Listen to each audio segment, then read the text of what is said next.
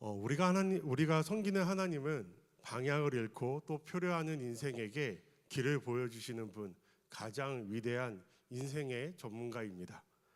하나님은 길을 잃은 사람들을 그냥 두지 않으십니다. 그분은 표류하는 그 인생 한가운데로 직접 들어오셔서 가장 정확한 질문 한마디로 그의 인생을, 그 방향을 다시 세우십니다. 불가능해 보이는 정말 현실 앞에 아무것도 할 수 없어 무력하게 서 있던 모세에게 하나님께서 물으셨습니다. 내 손에 있는 것이 무엇이냐? 그리고 오늘 인생의 어두운 밤을 지나며 길을 잃었다 한 사람 야곱에게 하나님이 질문하십니다. 내 이름이 무엇이냐? 이건 단순히 이름을 물어보는 것이 아니라 너는 누구냐? 너는 어떤 존재로 살아가고 있느냐? 너는 무엇을 위해 지금 존재하고 있느냐라는 질문입니다. 하나님께서 야곱에게 물으셨던 질문, 내 이름은 무엇이냐? 그 질문 앞에 우리도 서 있습니다. 근데 이 질문 앞에서 우리는 어떤 대답을 할 수 있을까요? 그 질문에 답을 찾기 위해 평생 몸부림치고 살았던 한 사람, 야곱, 그 사람을 찾아오셔서 내 이름은 무엇이냐라고 물으시며 그의 인생을 완전히 새롭게 하신 그 하나님, 오늘 그 하나님이 우리에게 물어보십니다. 너는 누구냐? 너는 무엇을 위해 살아가고 있느냐? 너의 정체성은, 너의 참 존재의 의미는 어디 있느냐? 우리에게 동일하게 물어보십니다. 오늘 본문 속에서 이 질문에 답을 찾는 시간이 되시며 또 그분의 음성 앞에서 또 흔들렸던 우리의 이름을 새롭게 되고 또 잃어버렸던 우리의 존재, 그 존재가 다시 세워지는 그 은혜가 있기를, 회복의 시간이 되기를 간절히 소망합니다. 나는 누구인가 하는 질문에 답을 찾고 있는 우리 모두에게 주시는 꼭 기억해야 되는 하나님의 첫 번째 답은 이것입니다. 하나님의 품으로 돌아오라는 겁니다. 하나님의 품으로 돌아오지 않고는, 하나님의 품을 떠나서는 인생의 목적도 참 신분도 찾을 수 없습니다. 그 바로 하나님께서 우리에게 돌아오라고 하시는 그 이유입니다. 사람이 살아가면서 반드시 답해야 할 가장 중요한 4가지 질문이 있습니다. 첫 번째는 하나님은 과연 존재하시는가? 그렇다면 그 하나님은 어떤 분이신가? 그러면 나는 누구인가? 그리고 마지막으로 나는 왜 존재하는가? 내 인생의 목적은 무엇인가? 이 4가지 질문이 바로 인생을 의미하고 회복하고 방황하지 않는 삶을 살기 위해 정말 반드시 답해야 하는 근본적인 질문들입니다. 그런데 중요한 건 이 질문을 처음부터 하나씩 순서대로 답을 찾아가야 된다는 것입니다. 그 순서를 건너뛰면 나는 누구인가, 나는 왜 존재하는가에 대한 질문의 답을 결코 찾을 수가 없습니다. 그럼에도 불구하고 우리의 주변을 돌아보시면 얼마나 많은 사람들이 하나님은 누구인가, 하나님이 정말 존재하는가, 이 질문에 대한 답을 찾지 않은 채 곧바로 나는 누구인가, 내 인생의 의미는 무엇인가를 붙잡고 헤매고 있다는 겁니다. 하나님 없이 나를 찾는 인생, 하나님을 모른 채 존재의 이유를 찾는 그 인생, 그것은 결국 끝없는 표류일 뿐입니다. 오늘 본문에서 만나는 야곱의 그 대표적인 사례입니다. 약복강가에서 하나님을 만나기 전까지 야곱의 삶은 하나님의 품을 떠나 자기의 힘과 또 인간적인 수단, 그 방법을 총동원해서 나는 누구인가라는 그 질문의 답을 찾으려 몸부림쳤던 삶이었습니다. 오늘 야곱의 이 방황했던 20년의 그 삶 다 살펴볼 수는 없지만 약복강가에서 정말 하나님을 만나기 바로 그 직전까지의 20년을 2단어로 요약해보면 바로 가정 그리고 직장입니다. 야곱은 형을 속이고 아버지를 속이고 부모의 품을 떠나 외삼촌 라반의 집에 머무는 그 20년 동안 그 2가지를 위해 자신의 인생을 올인합니다. 먼저는 가정이죠. 그는 14년 동안 가정을 이루기 위해서 땀을 흘렸습니다. 외삼촌 집에 처음 가서 야곱의 마음에 사로잡은 여인 라헬을 만났습니다. 야곱은 저 여인이 내 인생의 동반자로 삼을 수 있다면 내 인생의 의미를 찾을 수 있겠다. 그래서 7년 동안 정말 밤낮 없이 성실하게 일했습니다. 그리고 기다리는 그 첫날 밤 아침이 밝자 옆에 누워있던 여인은 라헬이 아닌 레아였습니다. 분노와 또 아픔을 참으며 야곱은 자신이 찾던 인생의 의미를 위해 다시 7년을 투자합니다.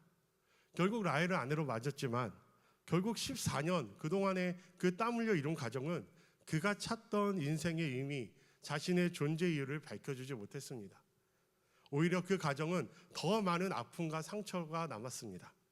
원치 않았던 결혼에서 얻은 레아와 그 라헬 사이에 끊임없는 싸움, 두 부인 사이에서 태어난 아들들의 다툼, 그 결과 야곱의 가정은 상처투성이가 되었습니다. 그 다음 야곱이 투자한 나머지 6년은 직장이었습니다. 돈을 모으기 위해 자기의 이름, 야곱의 가진 뜻, 움켜잡는 자, 수단꾼, 그 걸맞는 인간적인 수단과 깨를 다 동원합니다. 하지만 세상은 그렇게 호락호락하지 않죠. 뛰는 놈 위에 나는 놈 있다고. 사기꾼이 사기를 당한다는 것처럼 야곱보다 더 영리한 삼촌 라반이 있었습니다. 6년 동안 라반에게 여러 번 속임을 당하고 그 속에서 참고 또 참으며 일했지만 그 직장에서도 정말 야곱이 찾던 삶의 의미, 나는 누구인가에 대한 답은 주어지지 않았습니다. 결국 야곱은 모든 것을 접고 고향으로 돌아가기로 결심합니다. 그것이 오늘 우리가 읽은 본문 말씀의 배경입니다. 야곱이 고향에서 누가 기다린다는 것을 알지 못했던 거 아닙니다. 20년 전 형의 장자권을 사기치고 빼앗고 도망쳤을 때 20년 동안 자기를 기다리고 있는 그 분노한 형이 있다는 것을 알았지만 야곱은 달리 선택지가 없었습니다. 그에게 고향으로 돌아간다는 것은 마지막 선택이고 사실상 마지막 카드였습니다. 야곱은 그 길을 택합니다. 오늘날 우리 주변에 보면 멀리 갈 필요도 없습니다. 오늘 나의 모습을 볼 때 혹시 야곱과 너무 비슷하다는 생각이 들지 않으십니까? 나는 누구인가? 나는 무엇을 위해 존재하는가? 이 질문에 대한 답을 가정과 직장 그 두 곳에서 찾으려고 인생을 투자하고 살고 있는 것은 아닌지요. 제가 만약 지금 성도님들에게 종이를 나눠주고 나는 누구입니까? 라는 그 질문을 던졌을 때 아마 많은 분들의 답은 가정과 그리고 직장에서 나를 정의하는 답을 쓸 가능성이 많습니다. 예를 들어 나는 누구의 아내입니다. 나는 누구의 남편입니다. 나는 누구의 어머니, 아버지입니다. 혹은 나는 어떤 직종에 어떤 위치에 있는 누구입니다. 사업을 한다면 나는 이 사업체의 누구입니다. 이 답이 우리의 답일 수 있습니다. 하지만 제가 지금 말씀드리고 싶은 건 가정과 직장이 필요 없다는 건 아닙니다. 가정도 필요하고 직장도 필요합니다. 그렇지만 하나님이 빠진 가정과 직장은 결코 우리가 찾는 질문에 나는 누구인가, 내 존재의 의미는 무엇인가에 대한 이 질문에 대한 답을 줄 수 없습니다. 건강한 가정, 건강한 직장이 우리 삶에 필요합니다. 그럼에도 불구하고 만약 나의 존재 가치를 결정하는 모든 것이 사람과 상황에 달려 있다면 우리는 항상 혼돈과 좌절 속에 살 수밖에 없는 것 같습니다. 예를 들어 자녀를 키우면서 내 가치는 내 자녀를 훌륭하게 키우는 것이라고 믿고 그 모든 것을 쏟아 부었을 때, 근데 자녀가 내가 바라는 기대한 대로 자라주지 못할 때, 열심히 살지 않고 대충 살았더라면 그 결과 마음에 들지 않아도 받아들이기가 조금 쉬울 것 같습니다. 그런데 정말 열심히 정말 성실하게 살았는데도 나는 누군가 그 질문의 답을 찾지 못한다면 정말 혼동스럽고 괴로운 삶이 되겠지요. 오늘날 우리의 모습은 어떻습니까? 우리는 내가 누구인지, 내가 왜 존재하는지에 대한 답을 찾기 전까지는 그 목마름을 결코 해결할 수가 없습니다. 그런데도 우리는 종종 그저 바쁘게 사는 것, 제가 아니면 괜찮은 것, 그저 살아가는 것을 위해 사는 실수를 하기가 얼마나 쉬운지 모릅니다. 언젠가는 우리 모두가 이 질문 앞에 서야 됩니다. 하나님이 물어보시는 그 질문, 내 이름이 무엇이냐? 너의 존재는 누구냐? 그리스도 안에서 그리고 너라는 존재가 무엇을 위하여 존재하는 것인가? 우리의 참 신분과 목적은, 존재하는 목적은 하나님 안에서만 우리가 찾을 수 있습니다. 야곱이 하나님께 돌아왔을 때 그때서야 자기의 신분과 목적을 찾게 됩니다. 오늘 본문 27절 28절에 보면 그 사람이 그에게 이르되 내 이름이 무엇이냐? 그가 이르되 야곱이니이다. 그가 이르되 내 이름을 다시는 야곱이라 부를 것이 아니요 이스라엘이라 부를 것이니 이는 내가 하나님과 및 사람들과 겨루어 이겼음이니라. 야곱이 하나님이 물으시는 그 질문 앞에 내 이름이 무엇이냐라고 물었을 때 야곱은 야곱입니다라고 고백합니다.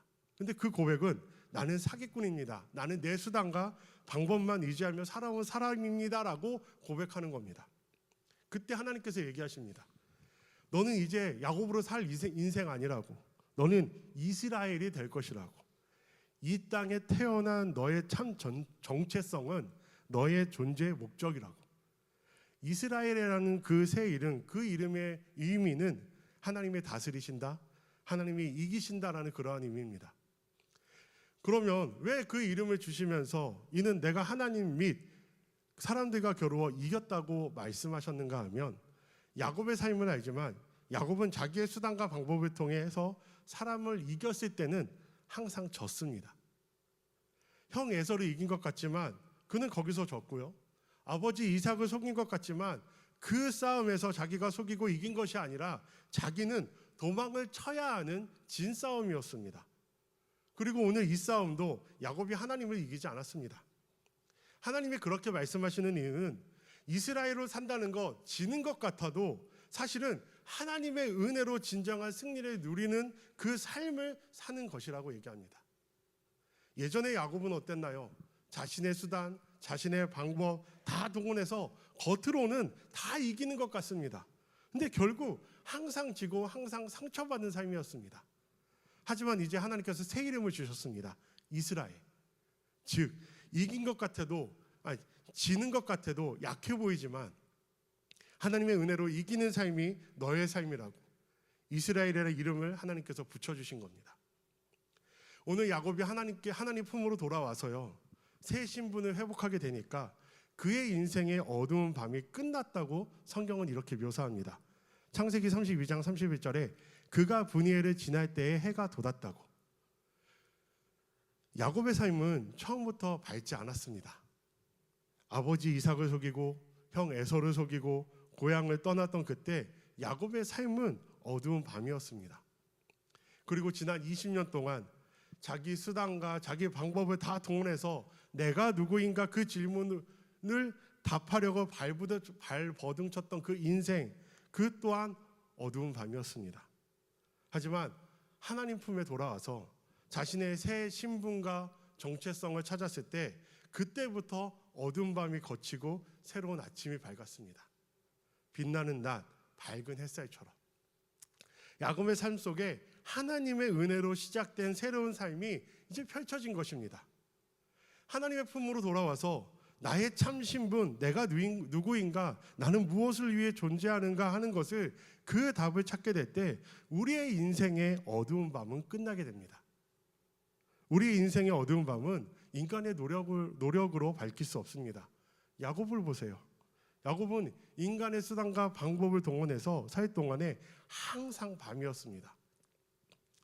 오늘도 본문 바로 전에 나온 사건이 그겁니다. 캄캄한 밤에 가족들을 다 분류해서 보냅니다. 왜냐하면 형 에서가 이제 자기를 치러 온다는 소식을 듣고 혹시 자기가 주는 그 선물을 받으면 되는데 안 받을 경우에는 한쪽으로 칠 때 다른 쪽으로 도망가도록 다 나누어서 보냅니다. 이것을 볼 때 야곱은 솔직히 치사한 사람입니다. 아내를 보낼 때도 그렇습니다. 가족들마저 덜 사랑한 순서대로 보내는 치사함을 보입니다. 하나님 없이 자기 힘으로 생존하려는 이런 모습이 우리와 너무 닮아 있는 건 아닐까요? 우리가 얼마나 내 실력, 내 계획, 내 힘으로 살아남으려고 발버둥 치는지 모릅니다. 내가 가진 것, 내가 쌓은 지위, 내가 이룬 업적, 이 모든 것들이 과연 내 삶을 밝혀줄 수 있을까요? 아닙니다. 오늘 이 자리에도 그래서 아직도 어두운 밤을 지나가는 분들 많이 있습니다. 인생의 어두운 밤은 우리 사람의 열심만으로는 결코 밝아질 수 없습니다. 그렇다면 인생의 어두운 밤을 밝히기 위해 우리가 가져야 할 결단은 무엇일까요? 오늘 하나님께서 내 이름은 무엇이냐 하고 야곱을 찾아오셔서 그의 인생을 바로잡아 주시고 올바른 길을 인도하신 것처럼 우리도 기억해야 할 두 번째 원리를 우리에게 주십니다. 그 두 번째 원리는 바로 내려놓음의 결단입니다. 내려놓음은 자기 삶을 스스로 좌지우려하는 태도를 포기하는 겁니다. 혹시 지금까지 말씀을 들으시면서 하나님 품으로 돌아오면 내가 누구인지 찾을 수 있다고 하는데 나는 예수 그리스도를 만났음에도 불구하고 왜 그 답을 찾지 못했을까 하는 의문을 가지고 계신가요? 어쩌면 그 이유는 이것일지 모릅니다.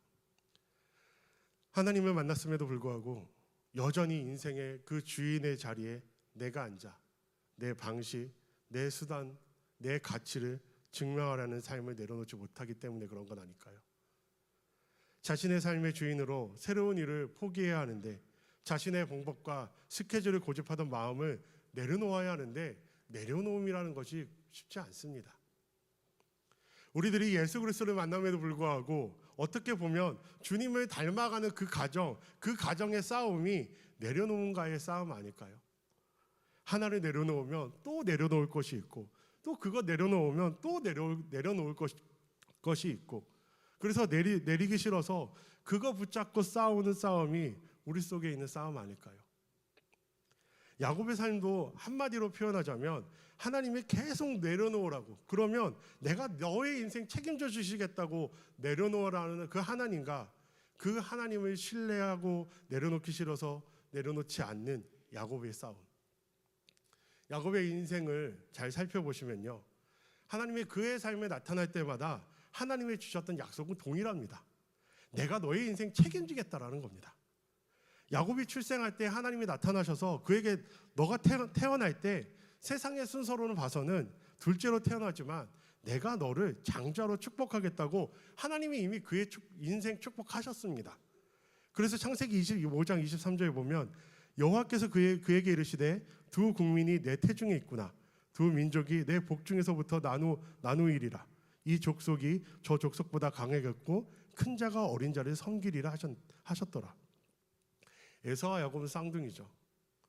에서가 조금 먼저 태어났지만 하나님은 이미 둘째인 야곱을 첫째인 에서가 그 동생을 섬기도록 계획하셨습니다.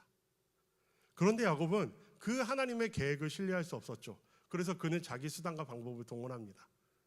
형의 장자권을 사기쳐서 빼앗고 눈이 멀어 볼 수 없는 아버지를 속여 자기에게 장자의 축복이 돌아오도록 했습니다. 내 수단과 내 방법을 내려놓지 못하는 그러한 모습으로 야곱은 살았습니다. 그 결과 그는 어쩔 수 없이 고향을 떠나야 했습니다. 그러나 놀라운 것은 베델에서 하나님을 만날 때에도 주신 약속도 동일합니다. 내가 너의 인생 책임져 주겠다라는 겁니다. 그래서 창세기 25장 15절에 내가 너와 함께 있어 내가 어디로 가든지 너를 지키며 너를 이끌어 이 땅으로 돌아오게 할지라 내가 내게 허락한 것을 다 이루기까지 너를 떠나지 아니하리라 하신지라. 이것보다 더 큰 약속이 있을까요? 내가 너와 함께 하겠다고, 내가 너 인생 축복하겠다고, 그리고 내가 너 인생에 가진 그 계획 다 이루어질 때까지 결코 쉬지 않겠다고. 그런데 야곱은 아직 모든 것을 내려놓고 하나님만 의지하지 못했습니다. 그 외삼촌 라반의 집에 가서도 여전히 자기 방법, 자기 수단, 자기 지혜를 동원하며 살아갔습니다. 계속해서 삼촌과 싸우고 자신의 삶을 스스로 해결하려는 애쓰는 말 그대로 내려놓지 못하는 그 삶을 야곱이 살았습니다. 오늘 본문의 배경인 고향으로 돌아가는 여정 속에서도 하나님은 그를 만나 똑같이 약속하셨습니다. 내가 너의 인생 책임지시겠다고. 저희가 오늘 32장 본문을 다 읽지 못했지만 1절과 2절 보시면 야곱이 길을 가는데 하나님의 사자들이 그를 만난지라. 야곱이 그들을 볼 때에 이르기를 이는 하나님의 군대라 하고 그 땅 이름을 마하나임이라 하였더라. 하나님께서 야곱의 영이 눈을 열어주신 순간이 있었습니다. 야곱아, 너 지금 혼자 아니라고. 내 하나님이 너를 이 길에서 만나셨고 내가 고향으로 돌아가 정말 하나님의 사람으로 살아갈 때까지 결코 너를 떠나지 않겠다고 약속하셨다고. 하나님은 그분과 함께하는 군대, 하나님의 신실한 능력과 계획이 야곱과 함께 동행하고 있음을 보여주셨습니다. 야곱이 이것을 보았습니다. 그래서 그 장소의 이름을 마하나임이라고 불렀음에도 불구하고 야곱은 어떻게 하나요? 야곱은 여전히 하나님을 의지한다고 말하지만 실상은 끝까지 내려놓지 못하는 인생이었습니다.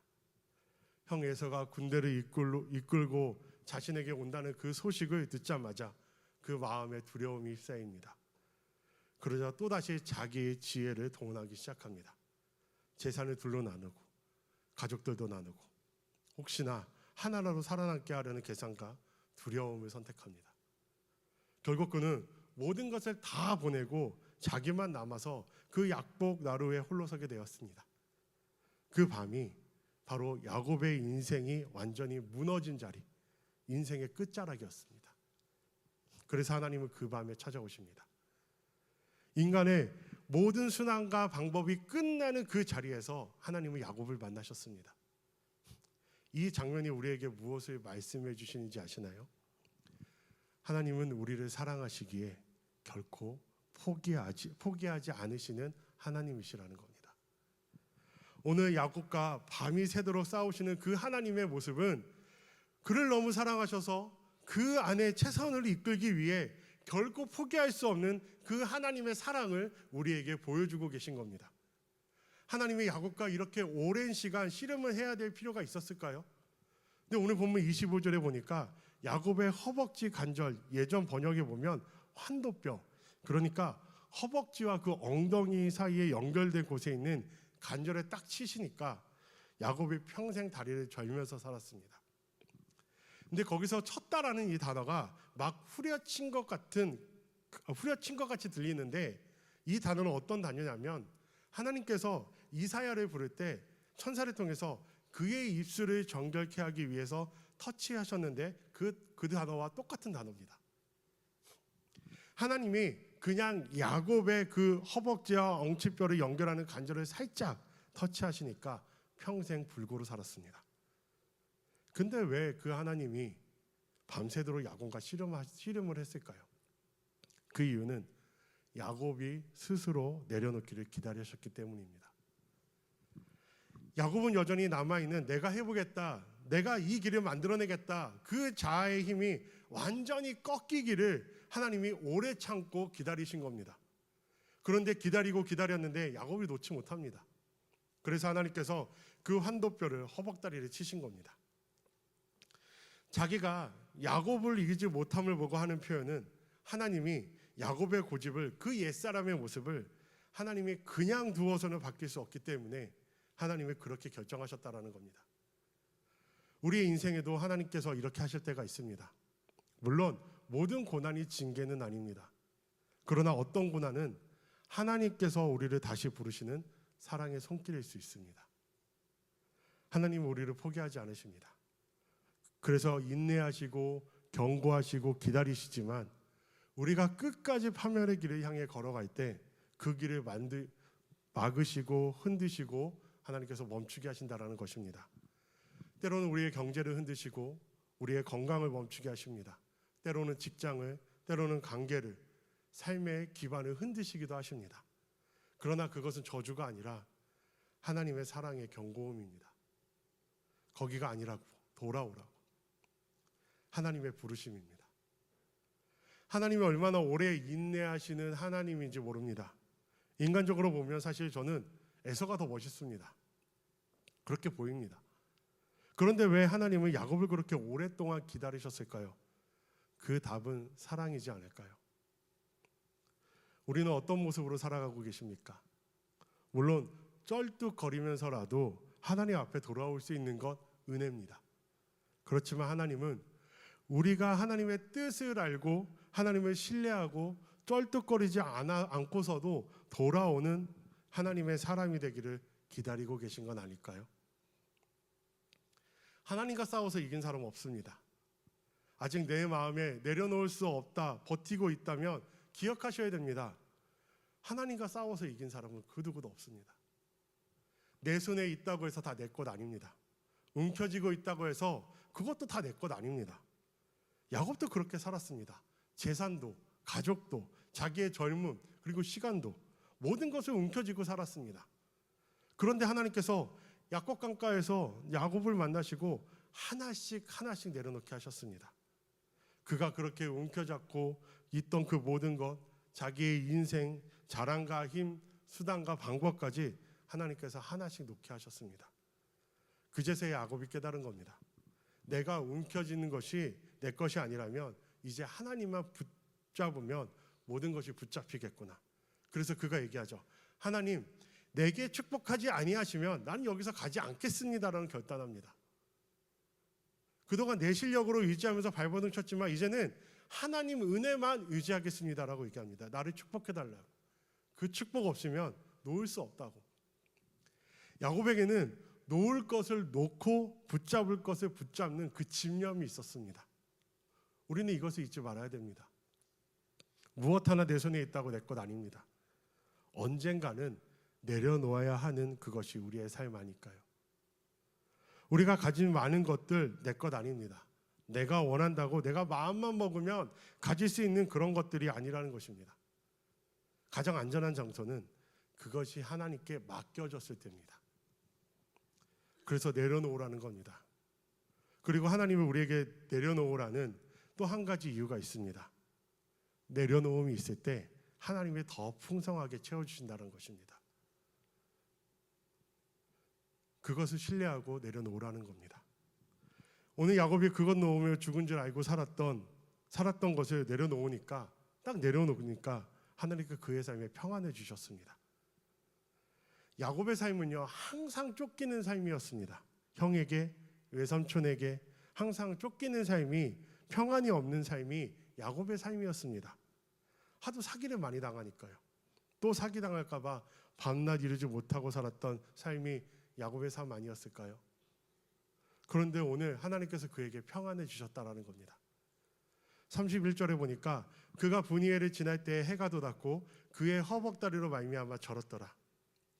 건강한 다리 가지고는 죽으라고 도망쳐도 어려웠던 그 인생인데 이제는 도망칠 수 없습니다. 자기 힘으로 도망도 칠 수 없는 그러한 약한 모습이 되었지만 쫓는 자가 없이 평안하게 살아가는 그 평안, 하나님의 그의 삶에 채워주셨습니다. 야곱은 자기 능력으로 살던 그것을 내려놓으니까 하나님의 능력, 하나님이 이기신다는 그 약속, 하나님이 다스려 주시고 책임져 주신다는 그 약속 붙잡으니까 야곱은 평안을 누릴 수 있었습니다. 아마 매일 절면서 한 걸음 또 한 걸음 인생의 발걸음 옮길 때마다 야곱은 기억하지 않았을까요? 약할 때 오히려 강하게 하시는 그 함께 하시는 하나님을 그는 경험했을 것입니다.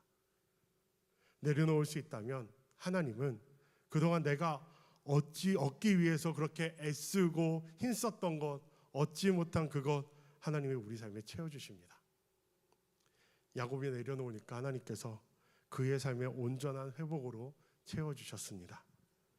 그래서 28절에 하나님이 그에게 물어보십니다.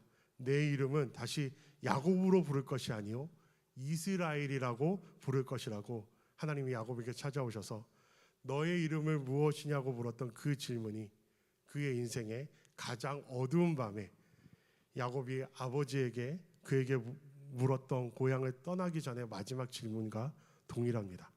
아버지를 속이고 그 아들 앞에 아버지가 물었죠. 내 이름이 무엇이냐? 하나님께서 지금 똑같은 질문하시면서 야곱에게 다가오셨습니다. 그리고 그에게 얘기하십니다. 20년 전에 그 부끄러운 과거 묻어버리고 더 이상 야곱으로 살지 말고 이스라엘로 살라고 하나님께서 그를 회복시켜 주셨다는 겁니다. 야곱의 인생 얘기는 사랑하기 때문에 포기할 수 없는 하나님의 사랑 이야기입니다. 너무나 야곱을 사랑했기 때문에 포기할 수 없었던 그 하나님은 우리를 너무 사랑하기에 포기할 수 없어서 참 이스라엘이신 예수 그리스도를 우리에게 보내셨다라는 겁니다. 야곱은 자기의 욕심과 자기의 죄 때문에 하나님께서 치셔야 됐지만 참 이스라엘로 오신 예수 그리스도는 죄가 없으심에도 불구하고 우리의 죄 때문에 우리를 대신하셔서 하나님이 우리를 사랑하기 위해서 그 아들을 치셔야 했습니다. 그리고 십자가에 피 흘려 생명을 주시게 하셨습니다. 고난이 없는 삶이 되게 하기 위해서 그렇게 하신 것이 아니라 그리스도를 따라 사는 삶에 고난이 있지만 그러나 약할 때 오히려 강함되게 하시는 그 강함되게 하시기 위해서 사랑하시기에 우리에게 예수 그리스도를 허락하셨습니다. 하나님의 아들의 생명을 주실 만큼 우리를 사랑하시는 분이시기에 하나님은요 우리를 결코 포기하지 않으십니다.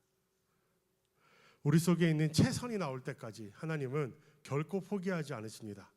오늘도 우리에게 물으십니다. 너 이름이 무엇이냐고. 아직도 혹시 하나님과 씨름하고 계신 건 아니신지요? 내려놓아야 되는데 내가 감당할 수 없어서 그것 움켜잡고 아직도 하나님과 씨름하고 있는 것은 아닌지요? 하나님께서 물어보십니다. 내 이름이 무엇이냐고. 그리고 이렇게 답하십니다. 더 이상 야곱으로 살지 말라고.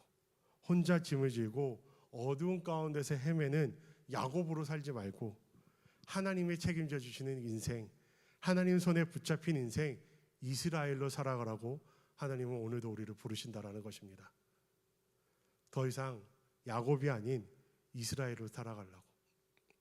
그것이 너의 신분이라고, 그것이 너의 존재 목적이라고 말씀하시는 그 하나님의 음성, 그 하나님의 음성을 붙잡고 다시 일어날 수 있는 남은 시간을 그 영원한 것에 위해 투자할 수 있는 우리 모두가 되기를 간절히 소원합니다. 우리 찬양하고 기도하겠습니다.